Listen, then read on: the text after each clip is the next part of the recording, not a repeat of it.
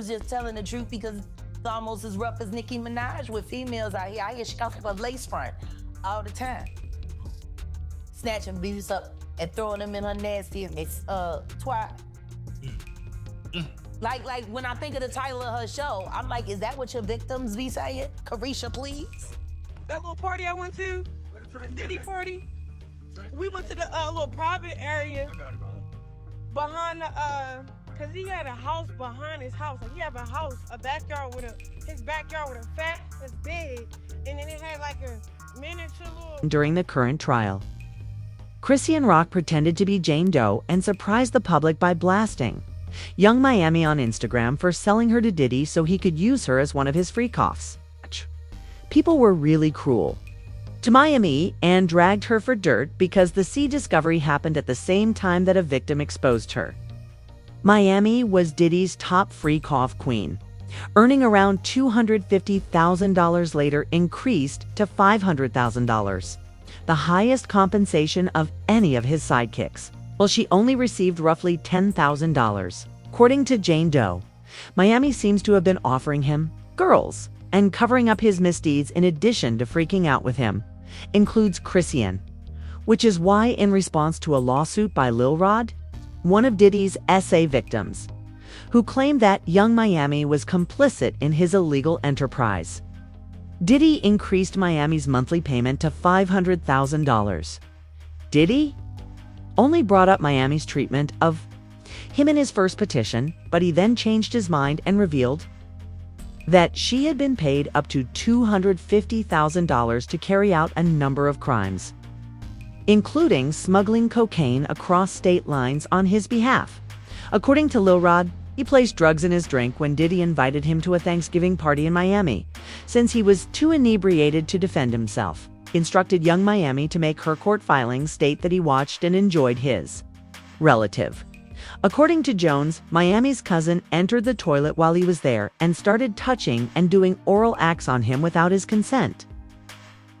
Miami's cousin followed him, undressed, and allegedly attempted to straddle him and have sex with him in front of Diddy and other people after he attempted to push her away and exited the restroom.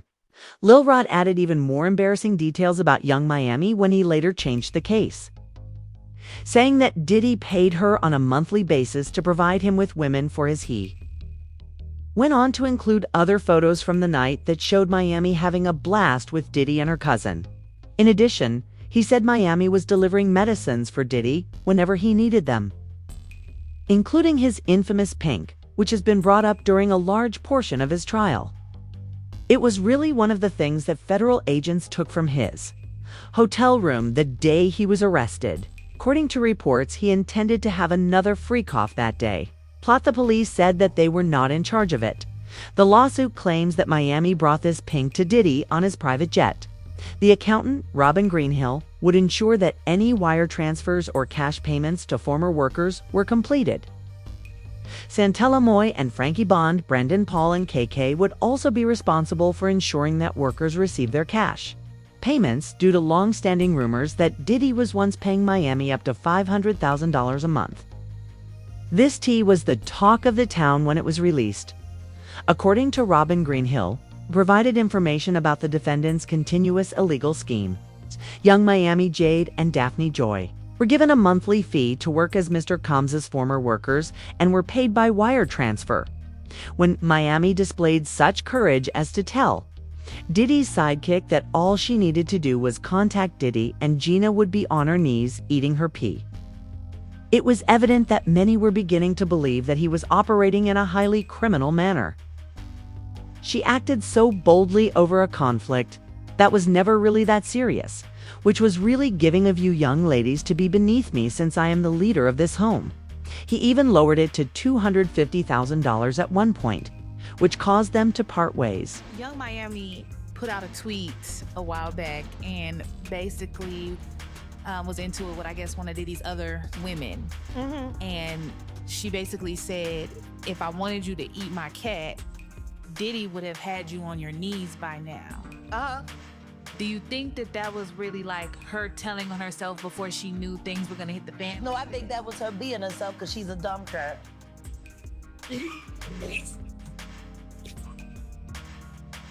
Damn. I think she was just telling the truth because it's almost as rough as Nicki Minaj with females out here. I hear she comes with a lace front all the time. Snatching beats up and throwing them in her nasty twat. Like when I think of the title of her show, I'm like, is that what your victims be saying? Carisha, please? Oh, man. Damn. Okay. Please, Carisha, stop, Carisha, please. When the frenzy began to go viral online, however, Carissa decided to join it. Revealing that during Diddy's freak-offs, Young Miami had attempted to enlist Chrisean as Diddy's lover. She claimed that prior to Diddy's involvement, she began to piece things together and understood why Miami had become so close to Chrisean and began taking her out on a regular basis. Miami was attempting to make Cash one of Diddy's freak-off chicks. She also realized To recruit Chrisean. That's what Diddy and what's the girl Carisha was trying to recruit Rock. Remember that when they were heavily trying to get Rock to hang out with them? I think they was trying to recruit her. She got a lot, but see what's going on. We're gonna talk about it on this podcast. We're gonna get to the nitty-gritty of all the gritty of the nitty. Because it's necessary. I think them cop was trying to recruit her. Because remember they just had her pulling up to everything. So she yeah, remember? See what I'm saying? We don't, this podcast gonna be, because y'all know the mama know everything and everybody's business. So we gonna find out on this podcast.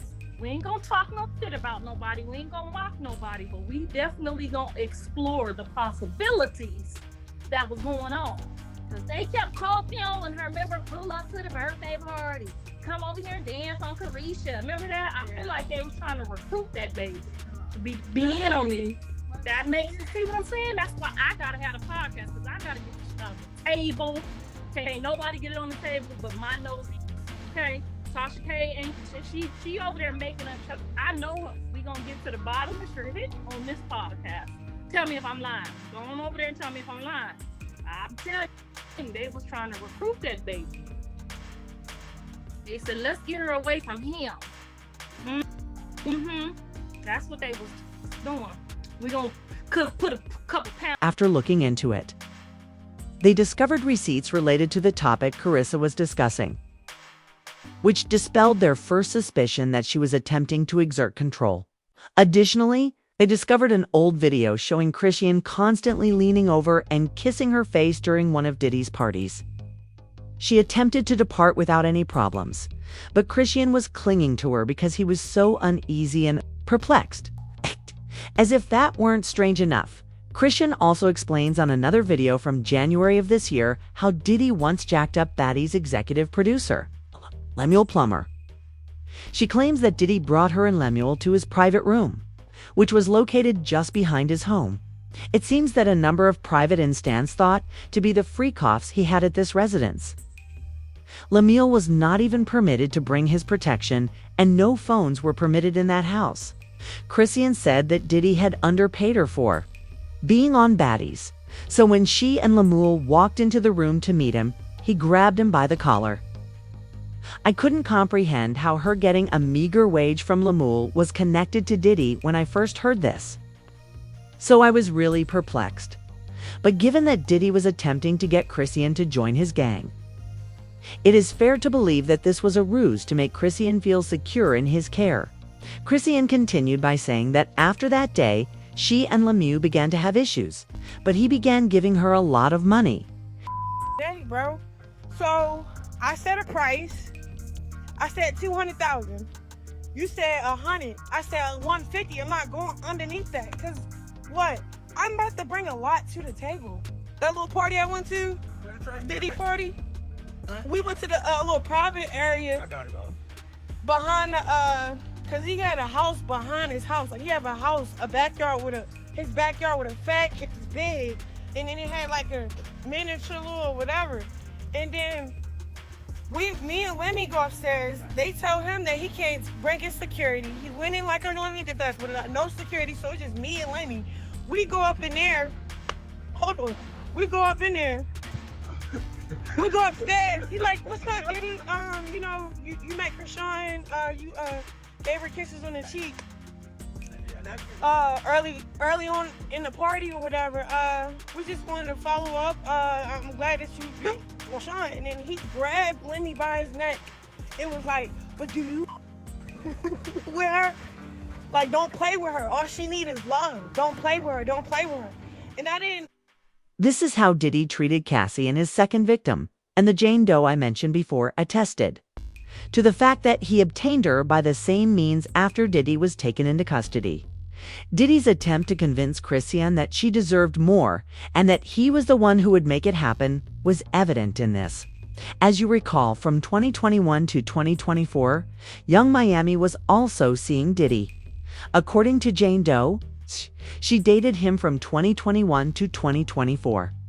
She was aware of Jane Doe's identity until the federal government apprehended him in 2022. Although Jane acknowledged that she stayed with Diddy because he was paying her rent and had offered to give her over $10,000 a month, provided she did whatever he requested of her, including the free coughs. Her tale is exactly the same as Cassie's, despite her repeated protests that she didn't want to participate. Diddy simply the fact that he chose Miami above her, most likely because she refused to freak out with him, was one of the reasons she ended their relationship. After Miami gaslighted her by reminding her who was paying the bills and threatening to stop if she left, several others gave her the side eye, suggesting that she was likely complicit in the shenanigans and agreed to quit. If Miami hadn't been out here purportedly attempting to entice unsuspecting ladies like Chrisean to join, nobody would have given a damn about her flipping out with Diddy as long as the money was paid. Because Rock wouldn't keep a secret, they pulled her like this individual who said that people weren't here for this recruiting. According to someone else, they must next get Lemmy and Natalie, which is what Young Miami is doing for Diddy. I want to know what you think about what Natalie is doing for Lemmy, but get them all immediately. Do you believe they genuinely wanted to purchase Chrisean? What are your thoughts on Young Miami supposedly employing Diddy's employees? Kindly share your opinions in the space provided below.